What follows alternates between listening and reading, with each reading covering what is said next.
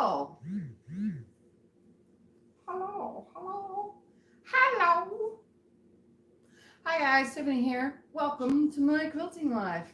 Today's Sunday, Sew Sunday, where I hope to inspire you to sew on a Sunday. Today, as you can see, we are at the Longarm. What's a Longarm? A Longarm is a big machine on a big frame that takes over half your house. Pretty much. So today we're going to be working at the Longarm, and I needed mobility of the camera. So if you don't like camera movements, close your eyes during the times that I move the camera today. But we're going to start out with loading a quilt top, but not just any quilt top, because we're going to be making sure that this quilt top is center when we load it on our quilt back. And I'm going to explain why, and we're just going to go right into it because We'll tell them which quilt it is too. this is the big, huge, giant pineapple block quilt that we made. It's a big, huge, giant quilt that's a pineapple block. Exactly that. Most times on the Longarm, I get a backing, I load it on here, and I put the quilt top, I put the batting down, and then I put the quilt top towards the top of the frame, which is up here where the machine is on this head side, right here. I always put the quilt top closest to the top and then work my way to the bottom, and I always have leftover fabric, whether it be a client quilt or my own quilt. I always load to the top. Sometimes I center it in the center, but sometimes I load it to the edge to save on excess cuts at the end when I take it off the frame. So that way when you trim it, you have like 1 inch slice down one side. So a lot of my clients or my own quilts, we don't have a lot of big, thick 2 sides of, 7 inches of waist and so on and so forth. I try to save as much space as possible. But today, we're not saving that space because the quilt back everything needs to be laying center on this quilt back. So this is the back that I made, and I want my giant pineapple to lay the center, where that center square is, to land in the center of this pieced part of the backing. So today I'm going to show you how I do that and how I execute that issue and make sure that it lands where it needs to land. So we're going to go to the floor because that's my drawing board. So give me a second to adjust the camera. And welcome if you're joining. Today I did not say hi to everybody, which I didn't mean to not to, but I kind of need to get going if we're going to be working on the Longarm today. All right, let's add some more lighting to today's video. Do you need me to help you lay that out? No, but I do need to fix my screen. Okay. Okay. That should be enough of the floor. I see the floor. Okay, that should be enough of the floor. Here is my back, and I'm going to lay my quilt back on the floor first.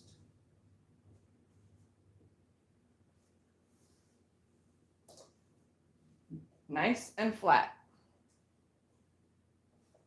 So there's my quilt back. It is upside down or wrong side up or right side down. It's upside down because I need to be able to center things, and I'm going to keep adjusting the camera as I do this. And I can see that there's questions being asked. I charge 2.5 cents per square inch on up. It depends on the quilt and what you need done to it. But that's the starting price. All right, now I'm going to take my quilt top and I'm going to find the center. So this is the center of my quilt top right here, this center starting square, and I want to see what the center of this is. So I know that this is a 6 across by 6 down pieced part. So I know that these center 4 squares right here are my center. So I want this center right here in one hand. Get it in one hand on top of this center right here. So I'm going to hold it there with one hand. If you have a kitchen table and you don't have floor space, you can do this on your kitchen table and you wouldn't have to squat down like me. But I do squats every day, so I should be able to, accomplish this task. So I'm going to hold this in the center, and I'm going to peek under and make sure that it hasn't shifted and that it stays where I wanted it. If you're doing it on a table, I would say pin it in place if you want to, but I can feel with my fingers the 4 seams back here. I can feel those. So I know that that is centered on there. So now all I need to do is straighten the top out on the back, holding the center each time. And I do this with my client quilts. So if you sent me a quilt that needed to be centered, I do this with your quilt. I lay it on the floor and I center it. And I do my very best to make sure that your quilts look the way you imagined them. So I'm going to brush it out because I want it to lay as flat as possible. I walk all over it because that's just what I do. And this is as flat as it's going to get. So there it is, centered on the back, just like that. Now we're going to move our focus to up there at the top. So you can see up at the top of the screen. All right. Stay, camera. When I put you there, stay. Right there. It's going to adjust itself. At the top of the screen, up there, that is the side that I'm going to be loading on to the long arm first. Because that's my selvage edge, so I know that that is the straightest edge. If you look right here at this side, you can see that the pieces are shorter, but that's just because I didn't make a complete square. So you can see right here, it's shorter. So that's not the side I want to load because I know that that's not a straight edge. I have the selvage up there, and that is a straight edge. I'm going to take They can find our address when you get a second. Oh, you can find my address in the description below every video or on my About Me page. Okay, so here's the top. I'm going to take this chalk pen. This is a Dritz chalk pen where you press this right here and you can put different little chalk pencils inside of it. I don't know if this one can come out because, oh, there it is. You can see that's the last of this one. It's blue. I'm going to use my chalk pencil and I'm going to put a marking at the top of where my quilt should lay. Right up there. Directly on the backing fabric. So I want my quilt to be, and I'm going to draw a line all the way from one side to the other with my chalk. And the chalk does wash out. So if it does end up in the quilt, it'll wash out.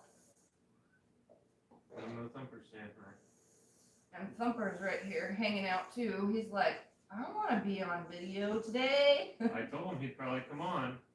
Okay, so I marked the whole top. The next thing I'm going to do is mark the sides because there's not just the top you have to worry about. You want to keep the quilt top center on your fabric for your back. So I'm going to put a line that goes about, I don't know, 10 inches or so down right here on this corner. So I've drawn a line about 10 inches right here that meets up with my top corner. And then I'm going to repeat that on the opposite side. So I'm going to draw a line. And these are my markings that are going to tell me, once I load it, where the quilt needs to land.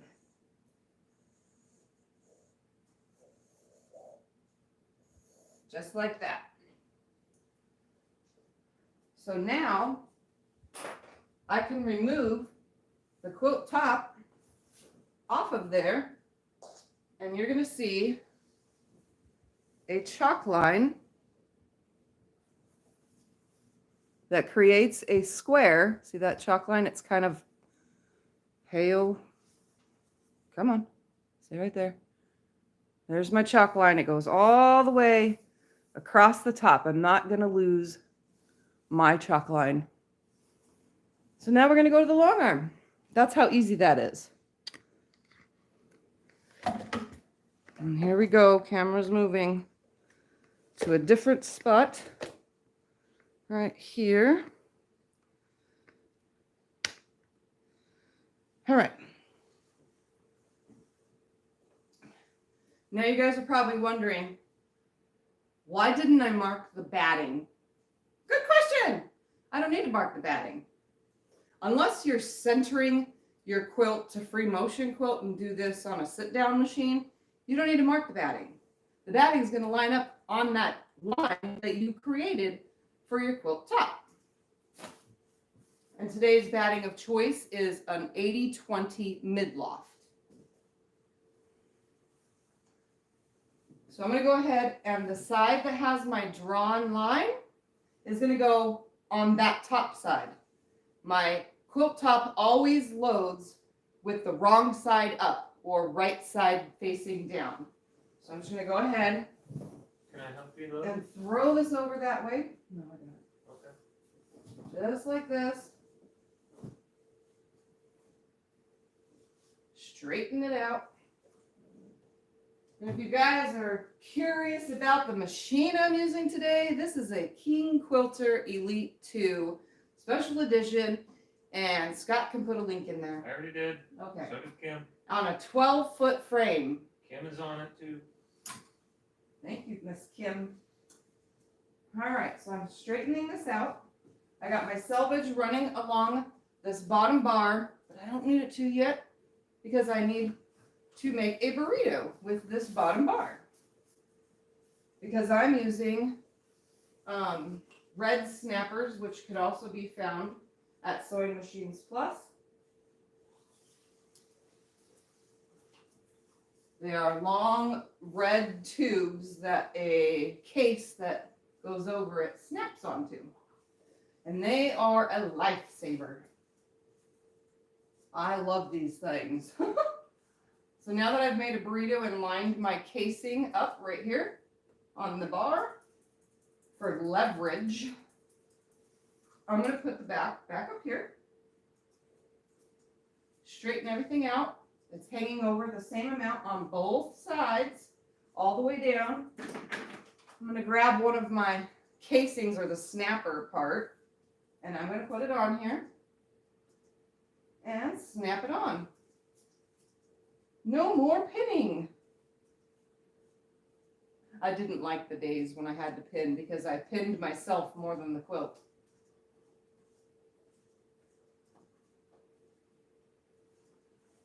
One isn't enough. I'm going to grab a second one. And just butt it up to the previous one. And I literally just use my thumbs to put it on.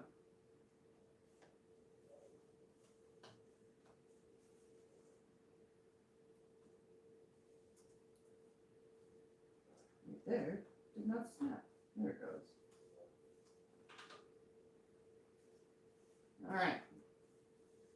Now that that's on there, I just throw it. I throw it so I can roll it up.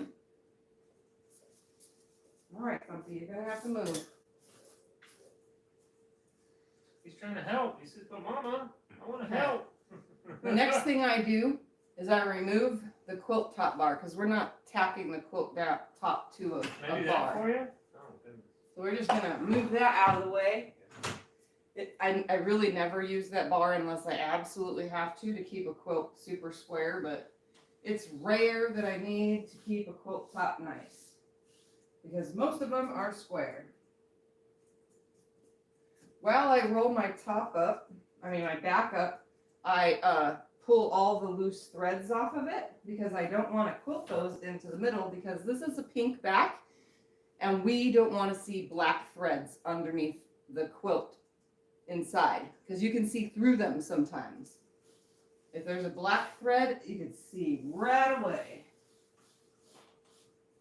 I smooth it out as I go. I pull threads, smooth it. Pull threads, smooth it. And I try to keep it staying, loading straight and flat.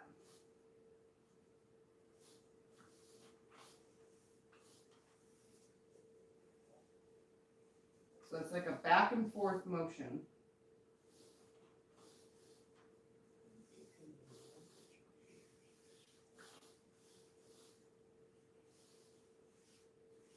Just smoothing it out as I go. Now you can see I have gone too far. So now I go into the back and I make a burrito again.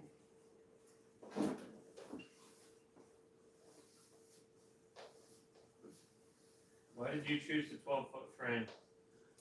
Because I always make big quilts, so I needed a big frame to be able to do that. Do you not have your mic? Nope. Yeah, I have to yell today, guys, because I don't have a mic, because you're going to go from right there to being on the long arm. So I can't have the microphone on the long arm. It doesn't sit properly. All right, I'm going to take this now and lay it over that very carefully, because it'll fall if I don't. Keeping everything nice and straight. I'm going to lock that bar, come over to the back, making sure that my top part is hanging over where my snapper is going to be. And I need just a little bit more.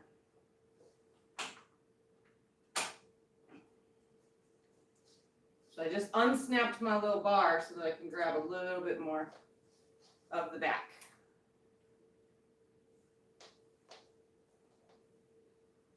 And you're going to notice that it seems like where it's pieced is tighter. It is. So I'm just going to loosen that just a little bit, creating a table right here. I just want a little bit looser. We don't want it to be pulling on that. There's a lot of little kinks to long arm quilting that you'll get used to if you ever do, in fact, get yourself one of these.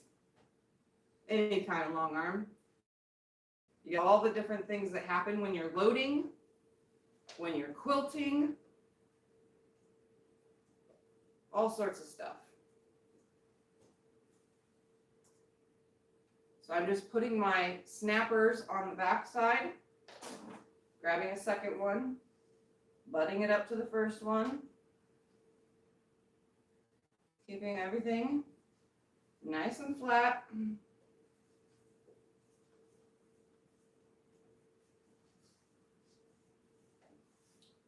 And once it's snapped, I throw it over. And I start by rolling it up a little bit back here, and then I finish my rolling back here on the bottom. You can see I have some sagging. There's a little bit of sagging going on. And that's going to be cured at the end where you cannot see me rolling this back and forth.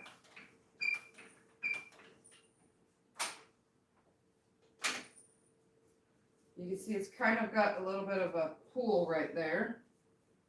And that some of that stuff cannot be helped, but it'll all work out in the quilting part once I start quilting. I'm just going to give a little bit of a tug to just loosen it up a little.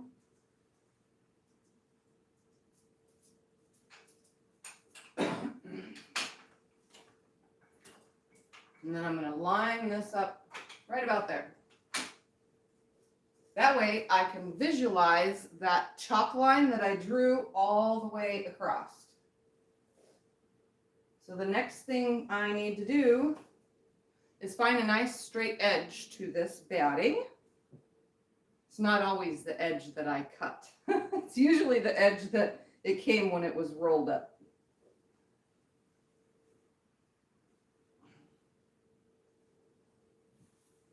I'm going to go with this edge. That looks pretty straight.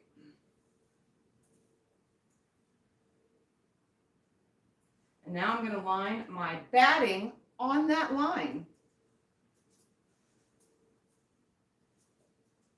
and it's going to hang over on one side or the other, preferably both sides, because we don't want it to be right on the edge. When the quilt is being quilted, we don't want the batting to be right there on the edge. We want it to cover the whole way. Okay, real quick, they're all talking about their height compared to the machine. Let them know that yours is up on casters, so yours is a little taller than it used to be. Mine is on casters. It's taller than it used to be. For those that are asking about the height of the machine, the height of your long arm should be right under your breastbone. So wherever your boobies land, that's the top right here. So it's right under the breastbone. That's going to keep you from having neck fatigue and arm fatigue while you're quilting. If it's too low, like right here at your belly, where mine used to be, you're going to constantly be being bent over like this and quilting, and your neck is going to hurt, your back is going to hurt, your legs will hurt, your arms will hurt, everything will hurt. This being up here at the top of the breastbone, right at the bottom of your boobs, right there, that is the best position for your long arm to stop having any kind of fatigue. So mine had to go up on casters because my frame doesn't get any taller. It actually comes about this low, which is my belly, and I don't want it there. So casters help lift it up, thanks to my friend Becca at Sew Becca. She also got you the red snappers too. Yep, and she's the one who got me the red snappers and saved me from having Band-Aids all over my fingers like Michael Jackson. They're asking, Becky says, my chest, she's a different word, at 20 or now? 57. You're at 20 chest. That is funny. All right. And the other lady said, mine are at my waist. Okay, at your 20-year-old chest is height, right at the bottom of the breastbone, right where your sternum connects. That's where you want it. How about that? Well, Eric's on here. Tell him about what Eric had to do, because he had to build Eric, this up on the platform. Eric is 6'9", or he says 6'7" or 6'9". Anyway, he's tall. I can't even reach the top of his head when I stand next to him. And he had to build a platform for his to go on because he is so tall. But for it to be comfortable and not hunched over like this, you definitely need your long arm at the correct position. Some of the frames, like my old Grace frame, actually had more adjusting circles that the pins could go in to make it taller, and I had that at the correct height. This one, it didn't have enough pins for my height because I'm short. It is meant to be short, I guess. He uses a workshop stool on wheels now. Ah. All right, I'm going to put my clips on the end, not on the batting, just on the backing fabric. And I'm not pulling it super tight. They are just slightly taut, not super tight, because super tight is just going to yank on seams that you don't want it to, and this is a piece back after all. He says he's 6. You're taller than that, Eric. Yeah, he's taller than he's saying. He needs to be remeasured. He's way tall. All right, now it's time for the quilt top, and we already have a blue mark over here. I just have to fold back my batting to see it, which is okay. And I have to fold back my batting on this side to see it, but the top of the batting is on the line. So if I look to the center already just by eyeballing it, I don't have a center tape to know what is the center. I used to have a marking, but I never load center anymore. I do have a marking that says center on my cloth leaders, but I don't use it because I just load things and go. I'm like in a hurry all the time. So I kind of just look to the center and say, hey, right here, bam, is the center. Do you float your tops? Yes, I float all my quilt tops, and that just means I let them hang over the top.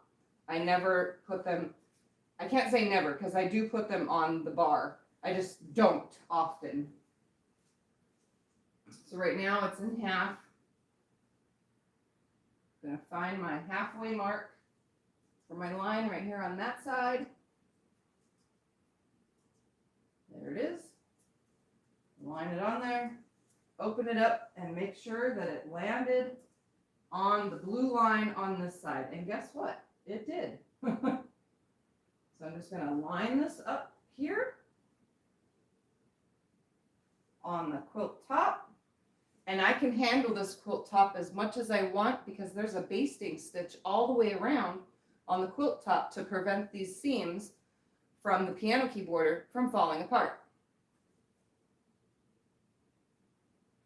So if I peel this back, I can go, oh, look, it's on the line. Everything is where I want it. So I'm just going to smooth it out. Keep checking as I'm smoothing it out. Everything is nice and straight. Then what I do, excuse me, I had pizza beforehand, before coming live. I always go to the end of my machine and I take an eyeball look and say, hey, does that look straight? So that's what I'm going to do right now. Oh yeah, perfect. And then I pull my machine over and get it ready to baste, which we're going to go on the frame now for. So I'm not computerized, just so that everybody knows everything I do is hand guided, but I do have a screen that helps me go from, let me show you. Let's take you over that way as far as I can possibly get you, right there. I do have a screen that has precision mode, manual mode, which means the thing's constantly going. Precision mode means the needle will stop when I stop.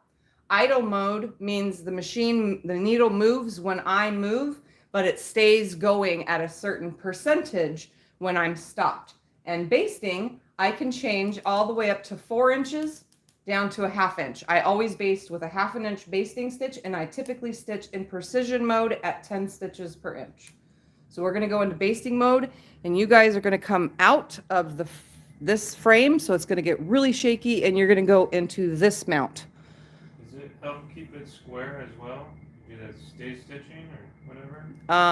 It keeps the quilt from falling apart, and you can, if your quilt wasn't completely square to start with, then the stay stitch is not gonna get it square.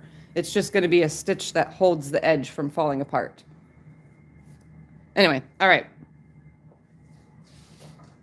You guys are gonna hate me, but I have to move it and it has to go into the frame. Okay.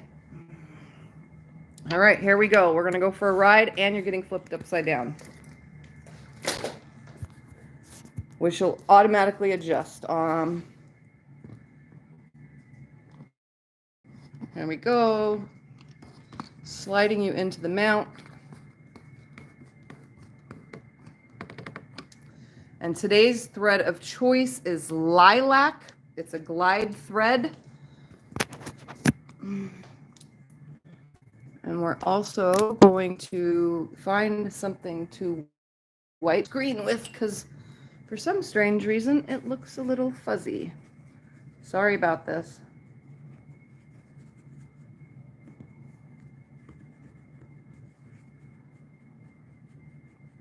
I don't mean to do that during videoing, but sometimes it gets messed up. We're going to change the lighting a bit so you can see the thread better. Drop my needle down right here in this corner so you can see there's my markings in the blue. I can't even see my own screen to know that you guys can see it. There's the blue marking, and the quilt top is up at it. So we're just gonna put our needle down, pull up our bobbin thread. Again, I'm using lilac purple on the top and back. And I'm gonna stop right here, snip this away. And I'm gonna baste from one side to the other, adjusting the quilt as I go, because it needs to be slightly adjusted. And I'm stitching it about a 1/2 inch down from the top all the way across. And I do this manually. I don't have channel locks, so I'm never perfect with my top stitch to make it, exactly across. Oops, right there. There was a bubble on the batting. That's why you guys are seeing more of the batting right now. it wasn't a straight edge.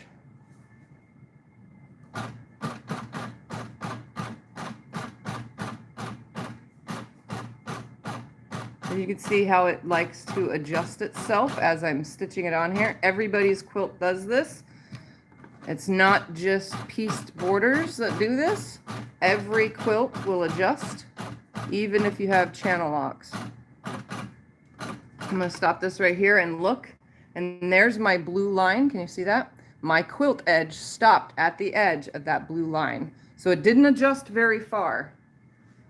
That just makes it nice and square. And now I'm gonna come down this edge. And if my machine stays straight and I don't adjust it at all, I can keep this edge perfectly straight as well. And that's as far as I can go. And now I always, I don't know why I do it, I just do it because it's like an extra hand. I just go across the other way instead of breaking thread from one side to the other.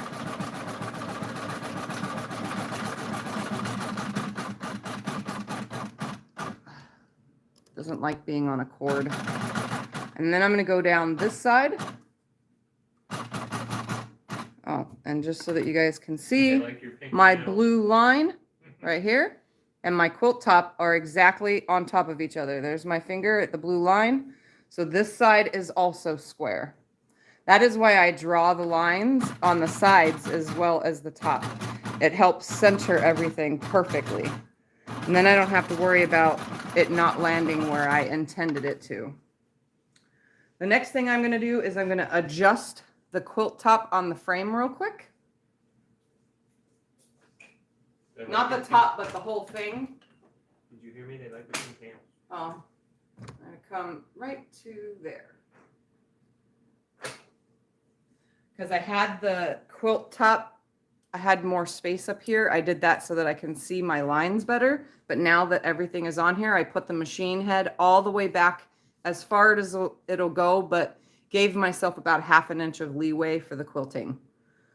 And unlike my pre-recorded quilting videos for you guys, I usually am able to stop the shake with the camera when I record. But in this instance today, we're not going to be able to stop the shake. So if the camera shakes while I'm quilting, I'm very sorry, but that's what happens on live stream. It's not, the anti-shake only happens through the camera itself when I'm using the camera.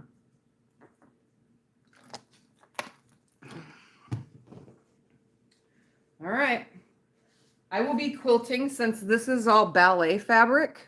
All these are ballet style fabrics. Here, I'm just gonna break, oops, wrong button. We're gonna break thread so I can show you guys where my inspiration is coming from. And I knew it when I first saw the fabric, how I would quilt anything with this fabric. So you can see it's ballet. And with ballet, what do you have with your ballet shoes and anything? You have ribbons, ribbons. We are going to quilt a, like a ribbon curl, not an all over ribbon, but like a ribbon curl. So I'm going to come into a curl and create a ribbon. And hopefully you see this thread color is, what did I say it was again? Violet? Lilac. The lilac color you should be able to see at all times, hopefully, except for maybe as much, it's seeable in the black too. So those basting stitches were accidental right there. I just kind of move it out of the way. All right, so we're going to put it into precision mode and I'm going to get quilting for you guys. And like I said, if the camera shakes, that's not my fault. It's not a pre-recorded video, so I can't control that for you guys. All right, I'm just quickly stretching my back, my neck, and my arms real quick. Adjusting my body so that I'm comfortable to stand here for an hour and do this. So here we go. I'm in precision mode and I'm going to start with my first curl right off the bat, just like this. So I'm going to go into a curl. I'm going to do a little lip to that curl. Okay, so there's a little lip on there, and then I'm going to come out and over itself onto itself. So we created a ribbon. Okay. So we're going to go create another curl, add a little, like a half of a C, and then come out and onto itself. Curl, lip,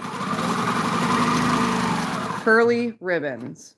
And if you're not perfect like me and coming back onto itself, it's okay because it all works out in the end. So we're just going to alternate directions and put these in wherever I feel. They can go right next to each other. They can be tight, they can be skinny. It's going to get kind of loud because I do quilt kind of fast. Curl in, create a half a C, come out onto itself. Curl in, create half of a C, out and onto itself. So you guys can see it's creating little ribbon curls. In, half of a C, onto itself. And you can see right there, I don't go end up onto myself. It's like adding more to the ribbon, that's all. I never am perfect with this. And we alternate the directions of them. Alternate the sides. Do little ones. Come off the edge. Come back in. Fill in areas.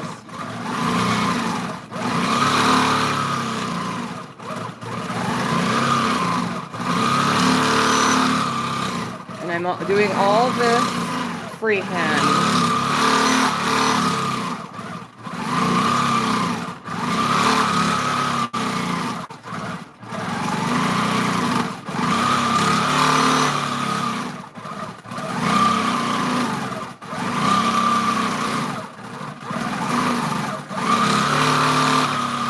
They can be big, they can be small, they can be skinny, they can be tall. However you want. It's your quilt. You're having fun.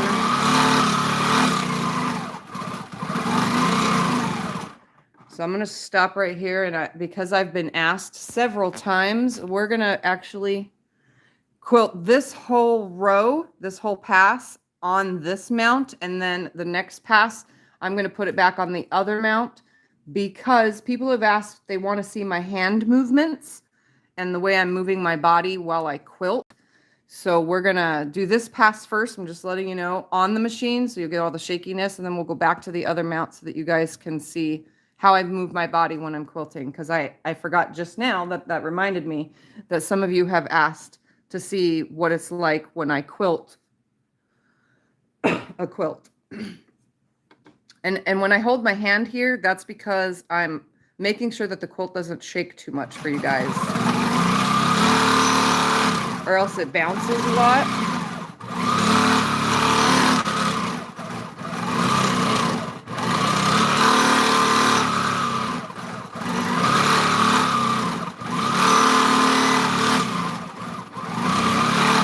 And the more you do, the more of these you do, the more curvier everything stays.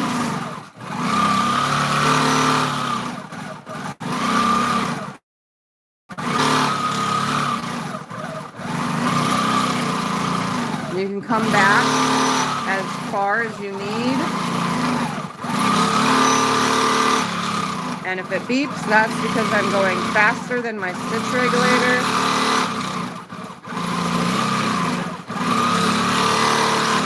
Yeah, I have about 16 inches to work with. Throat space, yes. It's an 18-inch machine, but with the bars and everything, I got about 16 inches at the first row. Okay. Beyond that, it gets smaller and smaller and smaller. But I can say a bigger throat space doesn't always mean better. I mean, I wouldn't want to have my Juki on a frame ever again. Trust me, that's way too small. But a bigger throat space means farther of a reach if you are a free motion quilter. The bigger throat space ones are for computerized systems so that you have less rows to line up with your computer. I think this 18-inch machine is 100% the perfect size for a beginner learning how to do this. 22 would be the max of the length that I would ever go because I'm short. But if you have long legs, long arms, long limbs, period, and you can reach, get a huge 32-inch machine. But I don't recommend that for a beginner because that's a far reach as a beginner to learn how to do things. You want everything in your reach, and I can reach my back bar with ease. Okay.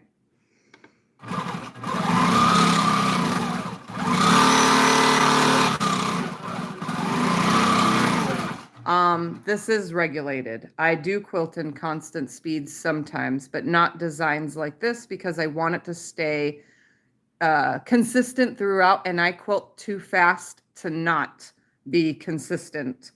Manual mode for me is I can do meanders, loop-de-loops, and all that and stay consistent, but stuff like this, I never end up consistent. I end up with too big or too little of stitches, and I don't want that. You always quilt with the same stitch length? Yes, I always quilt with a stitch length of 10 stitches per inch. Unless I'm like doing super fancy feathers, then I'll take it down to like 12 stitches per inch, which is tighter.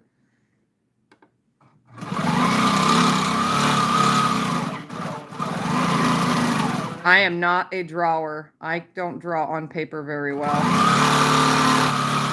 Not with quilting.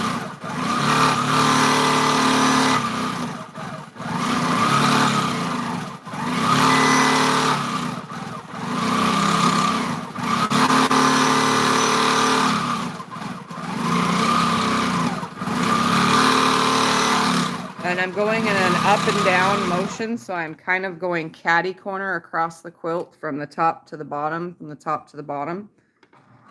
Oops. And that beep again is just me going faster than my stitch regulator.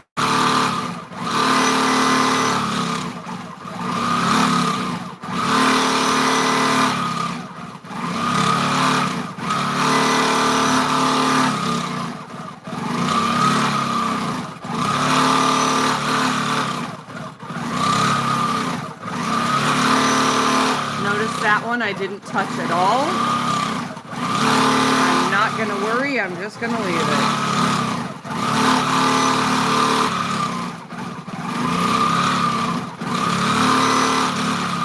I don't know how to quilt slow.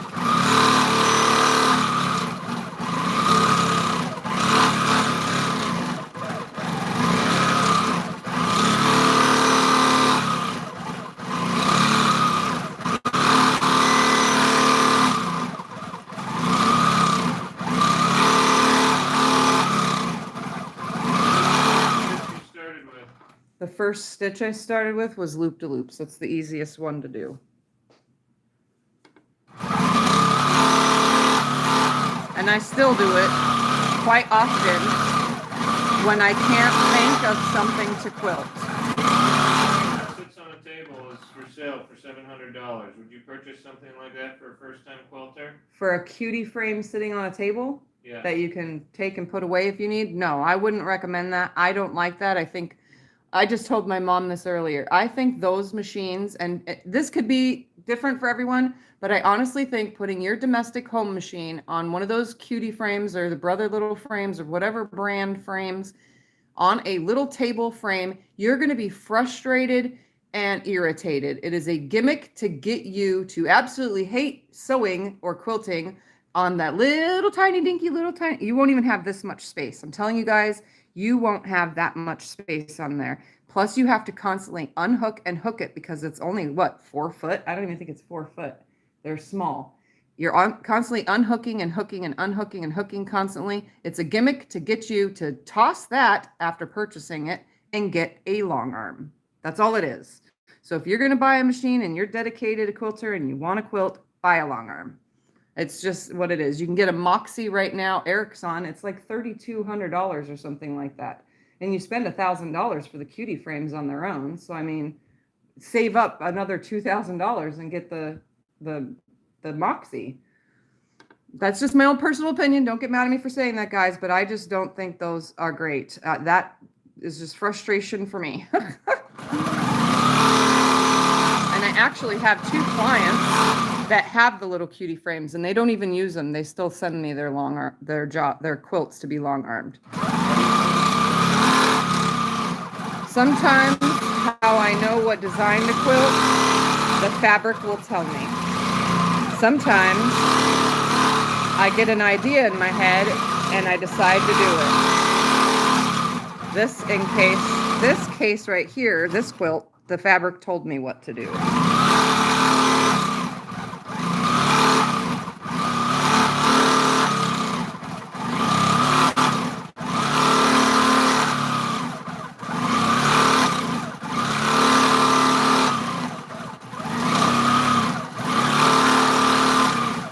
Huh? Eric says they're good if you don't have any space. Yeah, if you don't have any space, but you just will have a lot of issues. You'll drive yourself insane. That's all I know.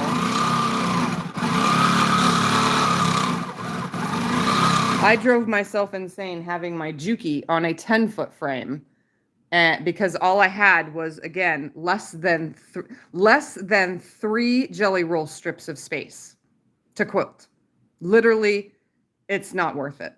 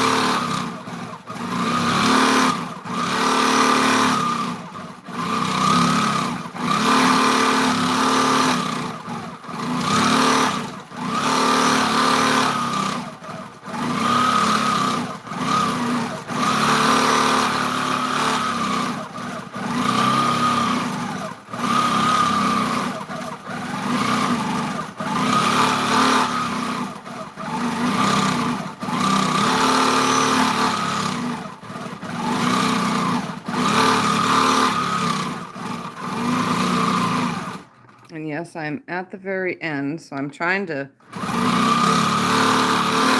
equal this out.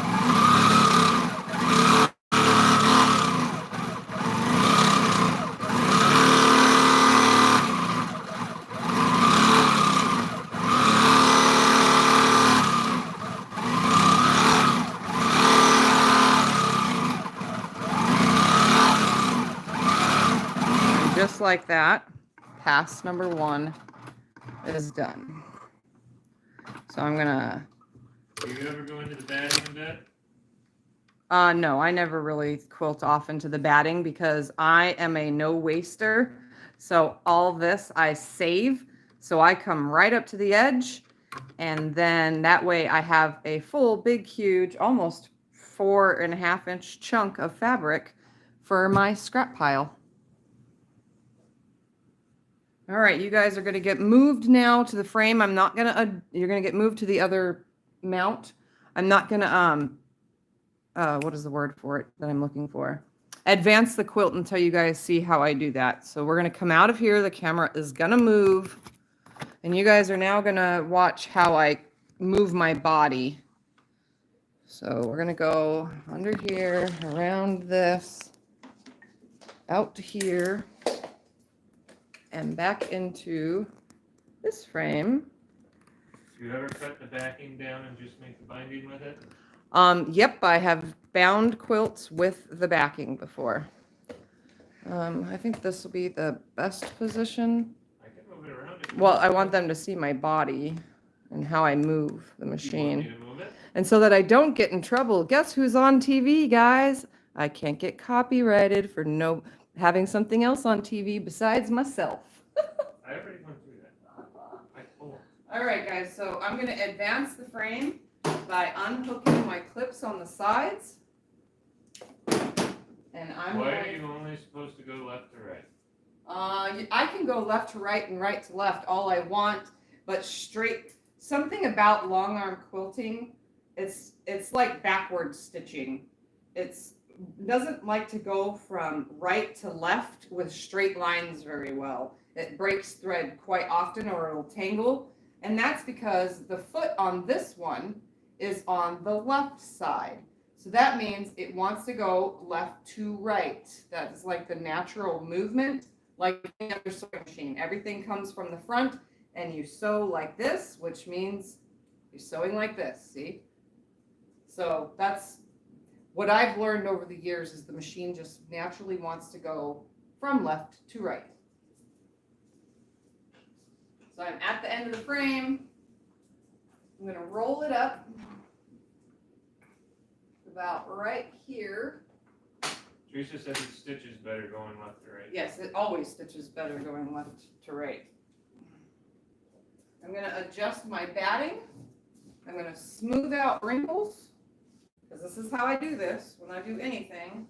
And I have my last row is at the top right here, so I kind of can fill in any gaps that are up here. I left my stitching right here, so I don't roll it up any further because I want to match the next pass with this previous pass. So I left it to where I can do that. So I'm just going to smooth everything out, keeping it all straight. I'm going to put my clamps back on, and I always put my top clamp at the bottom of the original basting stitch. That way I don't have any puckers. And I try to put them on equally. All right, so I'm going to come to this side over here first, because this is the side I don't start from. And I'm actually going to baste over here first. I baste my sides as I go because it stops it from shifting and moving. So I always come down this side.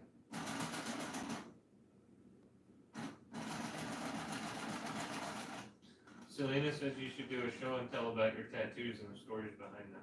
About my tattoos. I've actually done that before during a live stream on a Sew Sunday, actually. I've told you guys what tattoos I have and why. Most of them, well, not most of them, some of them are just what you call my 20s. When I was in my 20s, you know, you really want a tattoo, you think it's going to be cool, you think it's going to look cool, and in the end you turn 40 and go, why did I do that? Because that's what some of my tattoos are. Okay, can you go over the tension for the quilt itself? The tension for the quilt itself is bouncy. So it's bouncy. It's not so tight that I can't move anything. You can see I can grab this with one hand and fold it. That is not too tight. If you can grab your backing fabric with the two fingers and fold it in half, about 1/4 inch or 1/2 inch, which in my case is 1/2 inch, that means you're good. You're loose and it's not too tight, and it's not gonna, if you quilt the quilt when it's too tight, what's gonna happen is when you take it off of the frame, it's gonna bunch up. The finished product is going to be a bunched up quilt, which it's already gonna bunch up when you wash it if you didn't pre-wash your fabrics. I don't pre-wash fabrics because that's not something you do with jelly rolls or any kind of pre-cuts. So obviously this is gonna shrink when it gets its first wash, because all this is not pre-washed. Even my cotton batting is gonna shrink a little. So just know that if you can pinch it, it's not too tight. So just smooth it out. That's all you want, is to smooth it out, keeping that batting nice and flat, because the done pucker, it's done plenty of times. And just because I need to see, here's my center square right here. I'm gonna pick this up. My hand is on the center square. We're gonna look under here and we're gonna see, is it in the center? It is still in the center. You ever use any pentagram? Yeah, I've used pantos, but not very often because I like to free motion. Oh, is that what she means, pantographs? Yes. Okay. Yeah, She spelled it pentagram. Yeah, Like, she no. just mean a star? I have pantographs, a couple of them, and I don't use them because one is circles, and I can do spirally circles better than I can follow a laser light for spirals, so I never use that one. Then I have one that has an animal, what is it called? Animal crackers. It has a giraffe, a lion, and a something on it. It's cute. That's for kids stuff. It's the only reason why I would use a pantograph. If I can't otherwise quilt it from my own brain, then I'll need a panto. But most of the time I can quilt it from my own brain. I can do probably like 40 different styles of flowers just from learning and practicing. I can do ribbons different ways. I can do feathers different ways. I can do whatever you want within reason. I can do. All right, back into precision mode, and this is how I move my body. Bobbin thread up when you stop on the right side to start. Well, I don't what? How do you get the bobbin thread up when you stop on the right side to start over? Okay, hold on. We'll come right here and show you. Okay, I'm done. Blah, blah, blah. I need my bobbin thread up. I'm going to use my needle up, needle down button. I got the needle up. I pulled it away. I'm going to grab my thread. I'm going to press the needle down button again, pull it away, and pull up the bobbin thread and cut it. So that's how I move it around to get it back up. I'm just going to drop my needle down, pull it away, grab that thread that's hanging there, push it right back to where it was, needle up, down a couple times. I slightly move the machine to tack it off, and then slide it away, snip those threads, and I'm back to stitching again. It's really quick.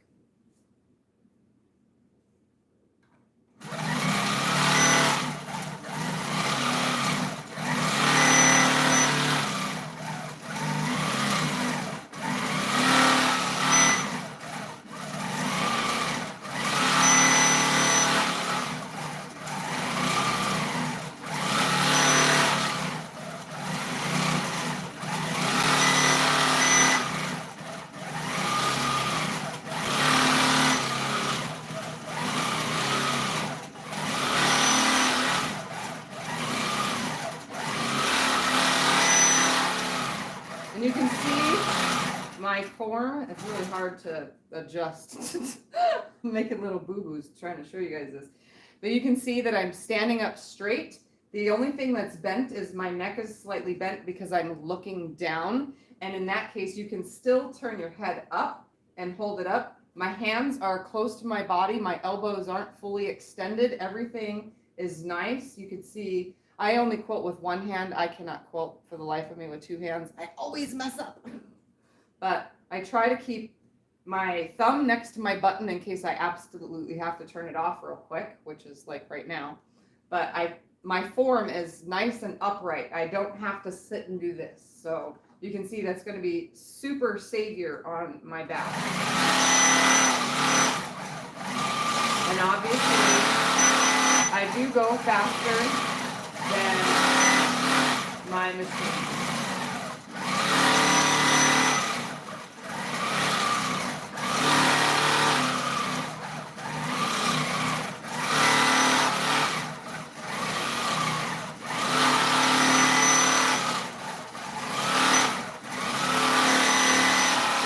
How do you take the bobbin in the middle of quilting? I wait till the bobbin's out. So once the bobbin runs out, I'll show you guys how that works.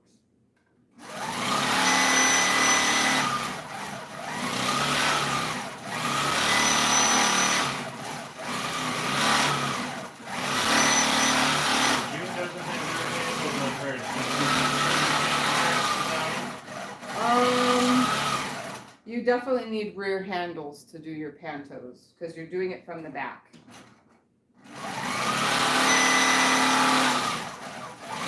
Although there was a YouTube video that I saw once where the lady had a really wide throat space, but she was using like a 14-inch panto, and she mounted her laser on the back side of the machine head itself, on the back side facing down, or was it the front? I think it was the front side facing back like this. And she put the panto on the unused space back on the back side of the top of the quilt and did her panto following the laser on the front side. I did see that in a YouTube video, like, I don't know, that had to have been like 6 years ago. It's a really old video, but I seen her do it from the front side. But you really need a lot of throat space to be able to have it on the front side and follow the panto. But I've seen it. It can be done. Do you ever clamp the bottom of the quilt to a roller? No. The bottom of the quilt is clamped on. That's how it originally got rolled on. Yeah, I don't.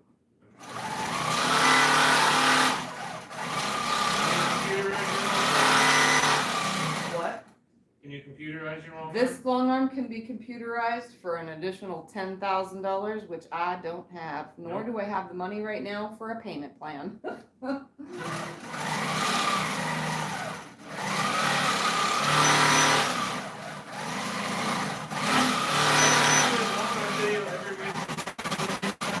Huh? Tell them you have a Longarm video that comes out every Yeah. week with different quilting designs? At least once a week. There's been a few times that it wasn't once a week, but at least once a week I post a Longarm video with a totally different quilting design as the week before, as the week before, as the week before. I try to, there have been a couple videos where I've posted the same thing or like a second version of something, but I try to do a different design every week, and there's got to be at least 80 videos of just different designs. That's how many things I have up in my brain here, guys. I am a computer. My own head. Does going faster with the regulator impact the stitch length or appearance? No, unless I'm constantly beeping, then it will. But with it not constantly beeping, it doesn't affect the appearance or the stitch length.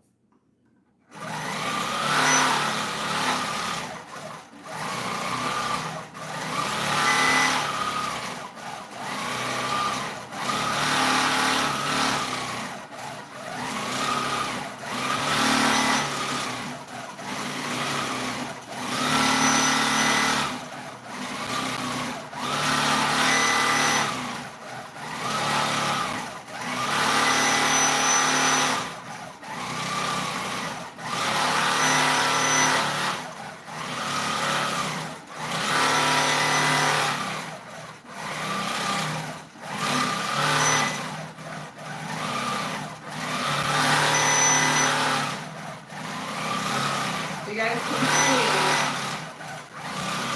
I'm still holding my form. I have not bent or moved myself. I naturally move my body. It's like a second, it's like to move your body as you go.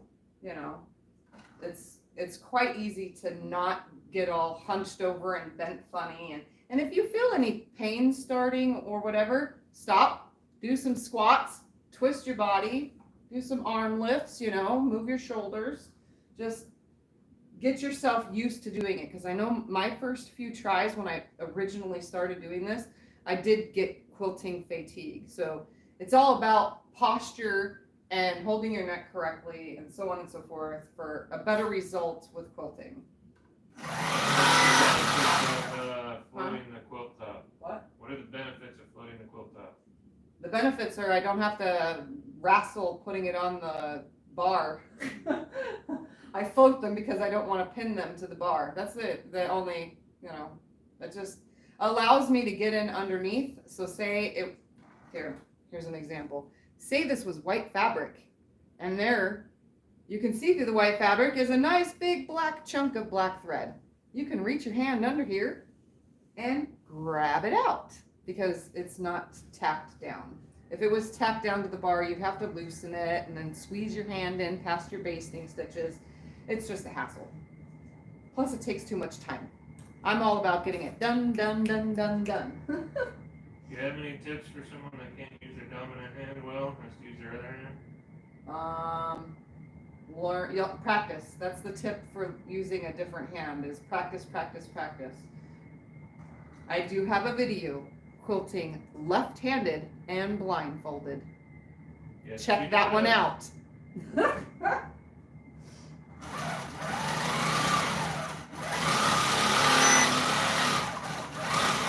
Because I'm right-handed.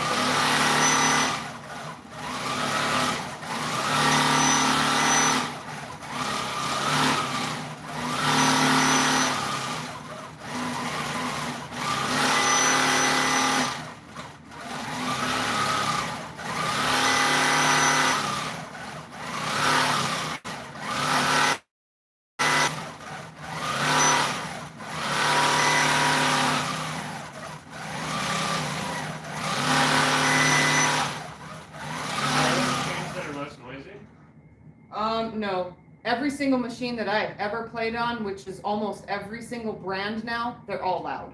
Every single one of them. Some are louder than others, but they're all pretty loud. What size thread do you use in your Longarm? 40 weight. 40 weight thread is what I'm using.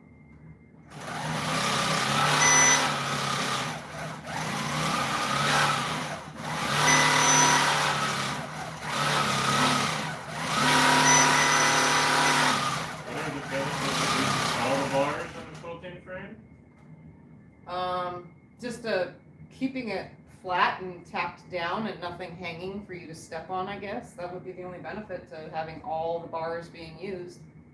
But your batting is still going to hang because there is a batting bar unless it's coming. No batting comes already unless you're buying 40-inch batting. All the big battings that are 90 to 108 and all the big long battings, they come folded in half. If you put that on your bar, you still have to unfold it and it's still going to hang when you're pulling it up. That's one thing you can't ever use is your batting bar unless you're doing small quilts always and you just pull the batting up and go with it. I use big batting, so I need it opened. I have to cut it and then put it on and then I just let it hang. So your batting is always going to hang. It's always going to float in between wherever it floats depending on the frame.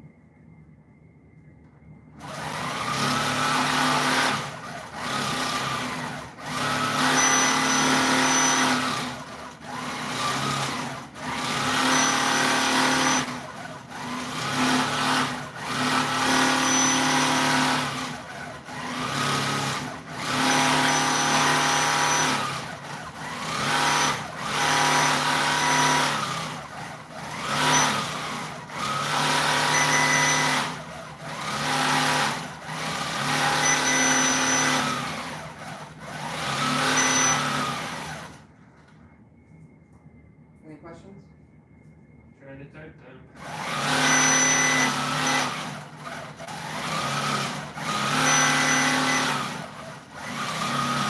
And there are times I also veer away from going at that diagonal and I'll go across a little bit, then come down and like make my way in and out. There are some designs that you can't do that. Designs like this, because it's all over and it's random, you can totally do that.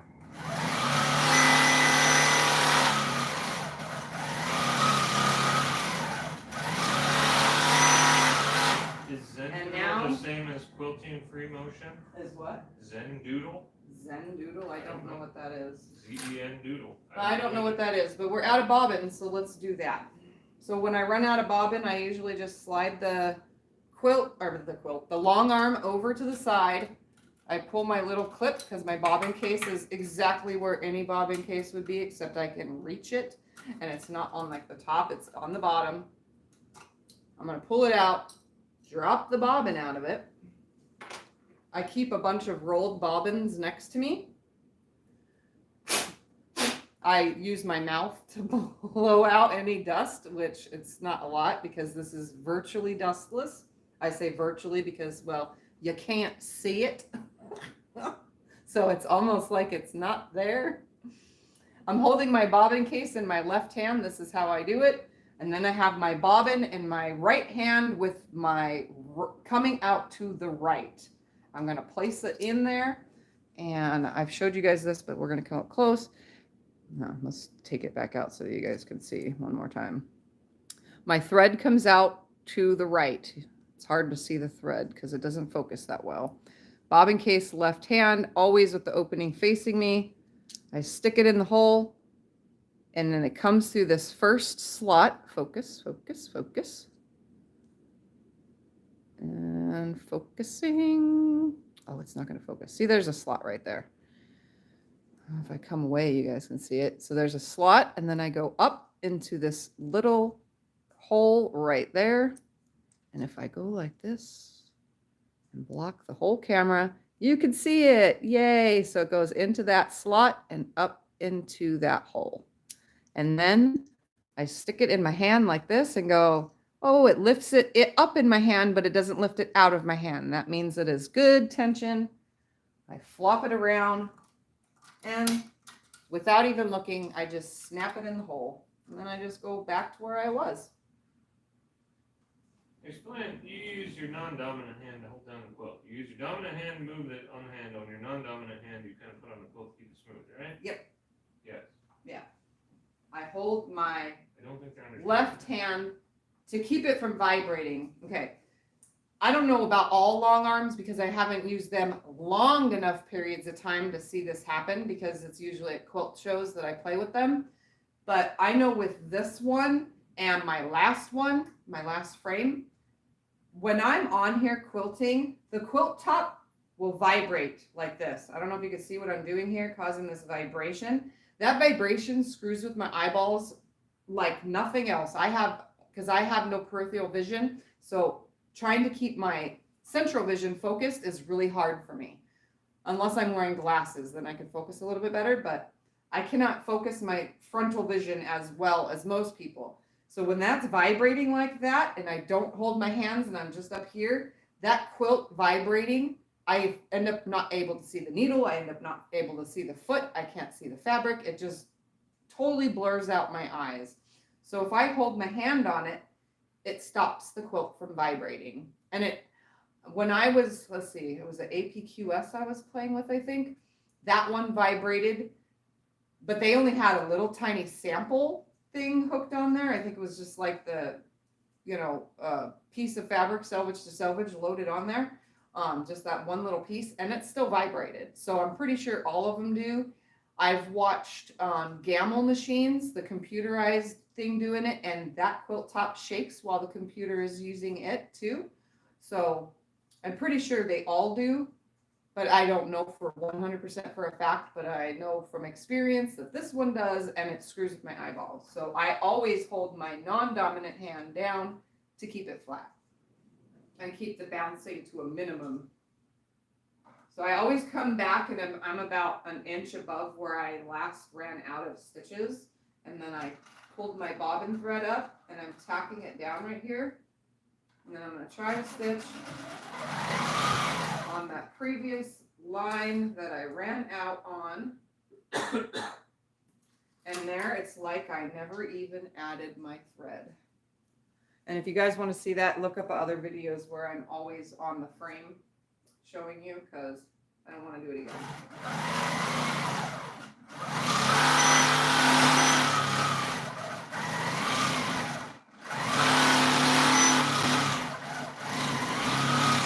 I can tell right now that I'm on that, oops, I pulled my thread. I can tell that I'm on that center, all those half square triangles right now, because I can feel it kind of giving a little bit of a push every time it hits the corners of 4 half square triangles coming together. I can feel it right here. So just be wary of that when you're doing a pieced back and it's all half square triangles or something, and there's a lot of seams and bulk, because you don't want it to grab or stop you or be too thick that you can't quilt over it. But I can feel it.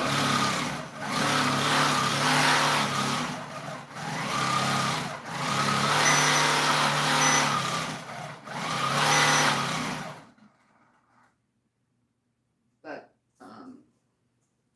yeah, just watch that, because it kind of hit right here. I could feel that half square triangle landed at the tip of this one on the top. Yeah, right here.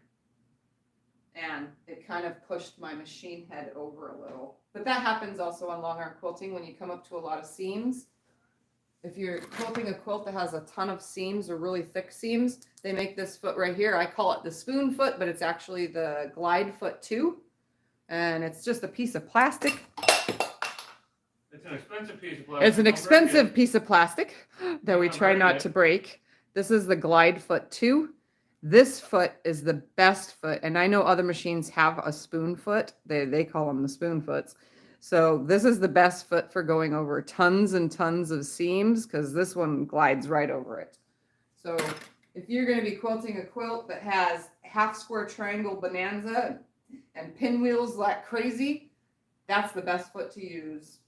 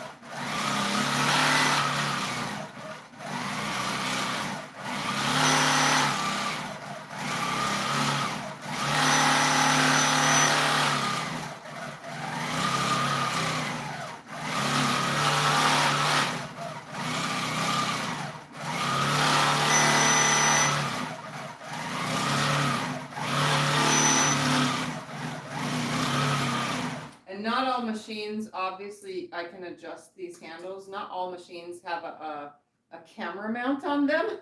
Sometimes this hits me, the camera mount, and I'll like, you know, because my arm is right here, you know, and I move it like this. So sometimes it'll hit me and I'll give myself a little movement. But that's okay. Just know you guys won't have these, so you can adjust your handles however you want, because there's a little screw right here.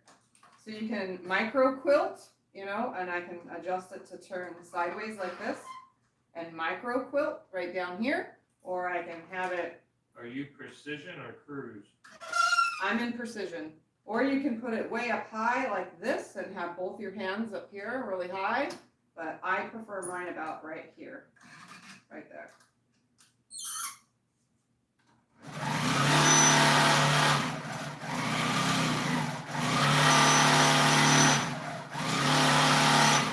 So that's another thing to look for with a long arm machine is adjustable handles. Most of them are having them these days, but there are a lot of machines that the handles just come out of the top bar, like on the Moxie, and they're fixated right there. You can probably adjust them up and down, but you can't adjust them side to side.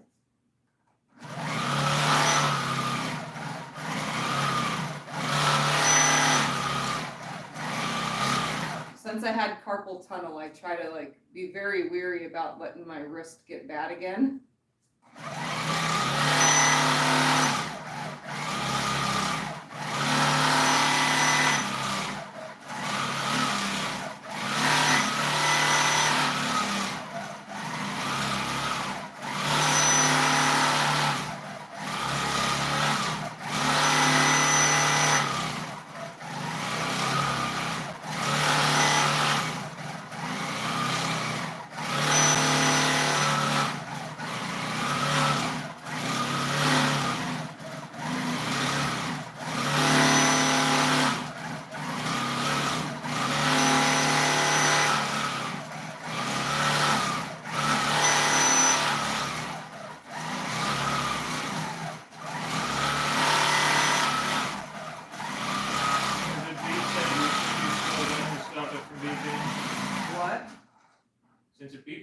Should you slow down to stop it from beeping? Yes, no. If you slow down, it would stop it from beeping, but Tiff goes fast, so it beeps anyway. Slowing down would stop it from beeping, yes, but I don't know how to slow myself down. I work at a specific pace, and that's like I said with manual mode. If I had it in manual mode, I probably could do this really nicely, but this machine, I have to have it 100%.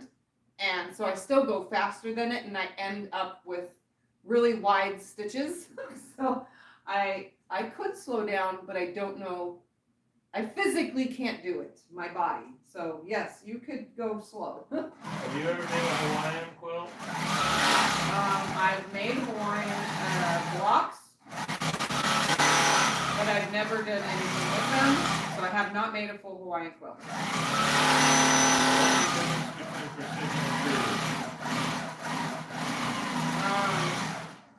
Precision mode is the needle stops when I stop.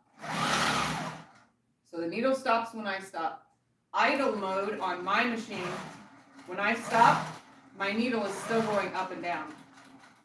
And then manual mode, here, I'll come over there so you guys can see. That way I'm closer. So this is idle mode, because I'm gonna get off after this question is answered anyway, because I've been standing too long and You can finish, it's only been an hour. I know, but I'm getting tired. All right, so here's a needle down here.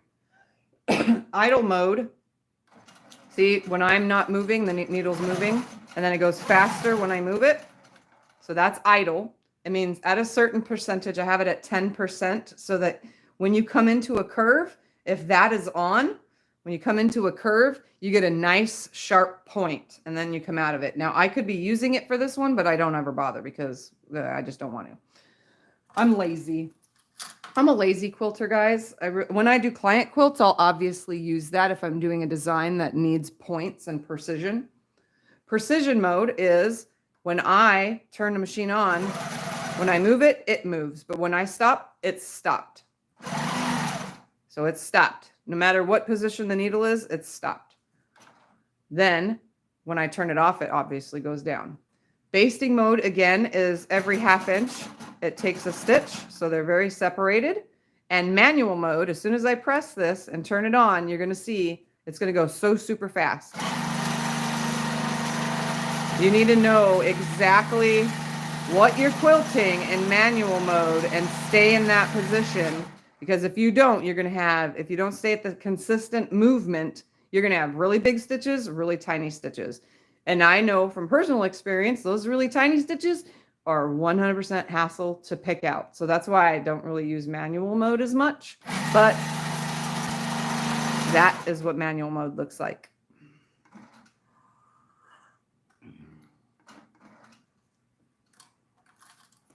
All right. So. They like your nails again. Thank you guys. All right, let's move you back here again so that you can see. I've done 2 passes. I'm almost to the center, but I'm getting really tired. Maybe I can just sit for a minute and then get back to it. Let's sit and ask questions. Huh? You can be done. If they have any more questions, let me know now. What electric seam ripper do you recommend? I don't have an electric seam ripper. It's called Do It By Hand. And we got that from T. Yeah. No, not this one. Oh, I thought that was the one. No, the one that T gave me is in the other room. That's my for sewing only. This is Longarm. Oh well, I plugged T in. So this is just a regular seam ripper. I unhook a couple stitches and then I grab that tail, the top thread's tail, and then I snip in between and pull as I'm doing it, and I can get like 4 or 5 stitches pulled at a time just by clipping, pulling. I actually have a video specifically on picking on the Longarm. And it's most likely in the Longarm videos. So, any other questions? Not at the moment. I had tons earlier. I'm tired. Usually I can quilt the whole quilt for you guys, but I'm tired today. I literally didn't fall asleep for my nap until like 2:45, and then I got up at 4, and then I quickly rushed to get all this stuff situated and press the back of this quilt and eat a little pizza, a little personal pizza, and I'm just tired today. I'm tired. I've been working a lot off. I've been doing a lot of other things like around the house. I've been doing a lot of work, so I've been wearing myself out. Okay, if you were free motion quilting on your Juki, what stitch length would you set it to? My Juki stitch length goes to 0 because it don't matter if you're free motion quilting. There's no stitch. You can leave it at 3 and it's going to matter. That stitch length knob on Juki, if it's turned whatever number, that's just how fast the machine is going to put a stitch down. It's kind of like a regulator in a way, because it's set to 3 stitches per inch, or I mean 3 at 3, so that's like almost 10 stitches per inch. So when you push your foot down on the pedal and it goes a certain speed because it's putting a specific amount of stitches every couple inches, every inch there's a specific amount. That's how many times that needle knows to go up and down with the thing that works in there. It's a whole working thing. You can leave it at that dial. Most people turn it down to 0, but there's no point, because guess what? You're moving the fabric under it and you're making your speed however you want your speed to go by pushing on the foot pedal. And then you're moving the quilt underneath it. So it really doesn't matter which stitch length you have your machine at. It doesn't matter at all. Any other questions? Any idea for quilting Sculliver yet? I kind of have a general idea of how I want to quilt Sculliver, but we're going to see what it looks like when I finally have it all together. And then that's when I'll go, aha, this will work. Or aha, I'm going to have to do something else. Is there a machine you like better than what you have? I love this machine.